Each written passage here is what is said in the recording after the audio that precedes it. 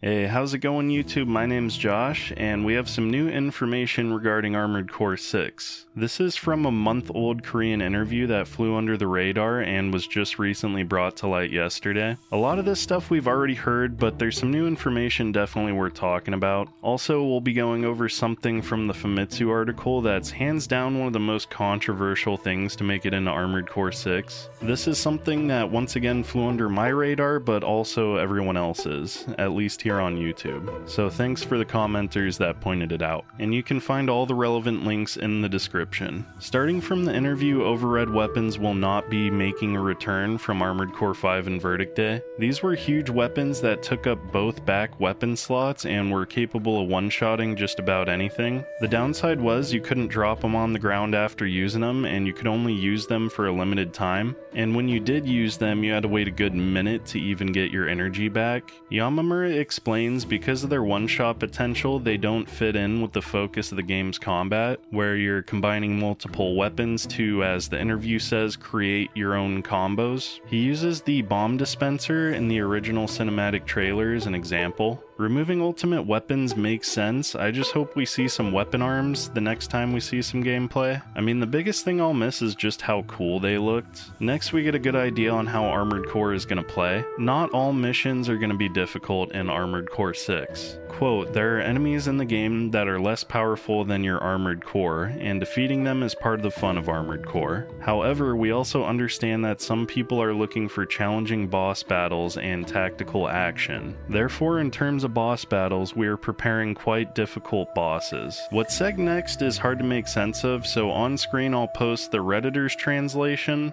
and my crude Google translation. Pause the video if you want to read it for yourself.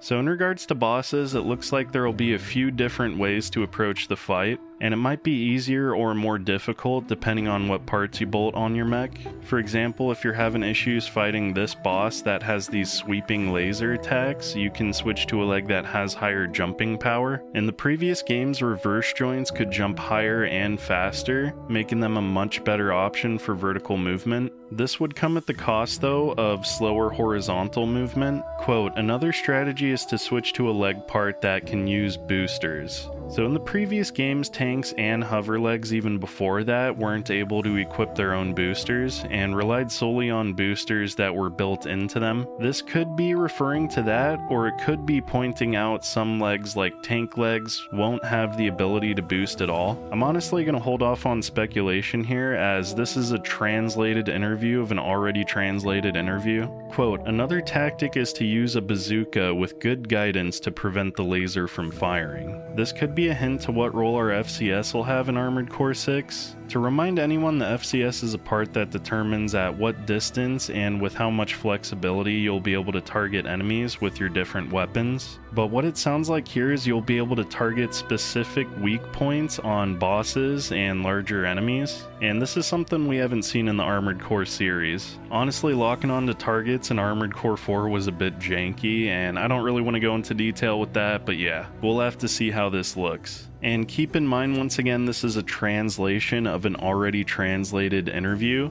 so let's just say things are subjective to some change. Moving on, it seems like FromSoft's trying their best to not only make different leg types unique, but weapons themselves. Quote, it was a challenge to combine part assembly with game design. There are a lot of parts, so it's hard to attach an action to a single part. It was difficult to create different actions for each weapon. Different weapon types aren't new to Armored Core. In fact, just like Souls, that's a part of what makes the game so special. But with Armored Core 6, it sounds like they're putting in a tremendous amount of effort to make all the weapons feel unique, especially with the new close-range offhand weapons. So in my previous video, I pointed out how this AC was firing both its right side weapons at the same time, and we now know that's because every weapon front and back will have their own buttons tied to them, which explains why we're getting back-mounted energy shields as well. This is a pretty big difference compared to the previous games, and it sounds like we're going to have access to an insane amount of firepower if this is the case. Back cannons will be in the game, and as we see from this new picture, it looks like this AC is using one of them, but it's not really activated, so I'm not sure if this is something you have to like hold down the button to fire, or I don't know how this will play out. But it'll be interesting to see people just spamming rifles and missiles all over the place. And this whole controller topic came up due to the funny Armored Core grip controller meme. I found the controls in 4th and 5th generation to be rather easy to pick up, but it seems the controls were such a concern that they completely changed them for Armored Core 6. If any of you guys have recently picked up any of the 4th or 5th gen Armored Core games, let me know in the comments if you had any issues with them. On the conversation of flying, you will be able to continuously ascend as long as you have the energy for it, and that sounds good.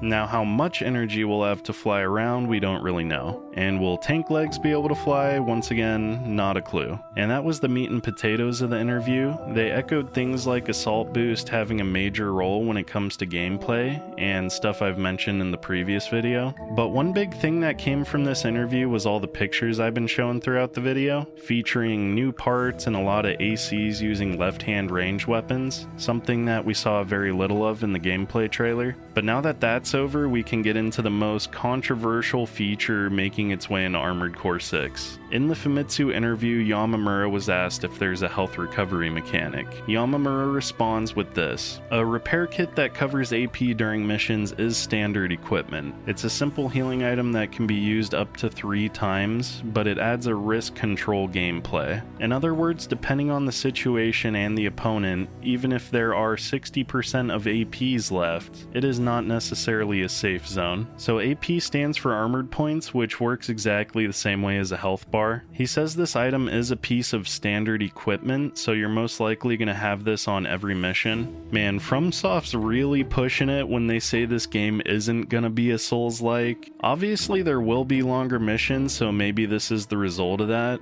The only way this is acceptable is if you have to stand perfectly still for 15 seconds while it heals you over time. Armored Core does not need an Estus flask, and I refuse to say anything more than that. But yeah, that's all I got for you guys. Hopefully this video shed some light on what we can expect from Armored Core 6. I'll see y'all in the next video.